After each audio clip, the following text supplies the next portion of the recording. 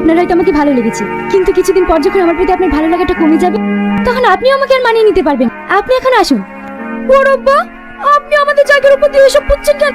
এই জায়গা তোদের কিসের? দেখো বড় মা, তোমরা জোর করে বাড়ির পিছনে জায়গাটা দখল করে নিচ্ছ, আবার এই জায়গাটাও নিচ্ছ।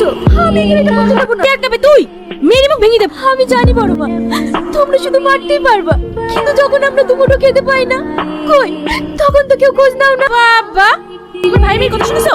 খুব বড় হয়ে গেছিস না?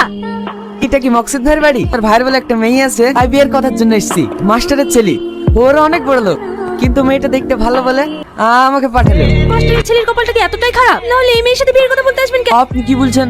আমি তো কিছুই বুঝতে পারছি না। এই সেই মেয়ে, ভীষণ ঝগড়াটে, ছোটবেলায় বাপটাকে খাইছে, মাটা আবার অন্য ছেলের হাতে চলে গেছে, আর তারই মেয়ে। তাহলে ভাবেন কেমন হবে? এ আপনি কি বলছেন? এই রান্না করে শেষ না। তুই না? এই দেখে, বলতে না বলতে ঘড়িতে চলে এসছে। ছি ছি ছি ছি।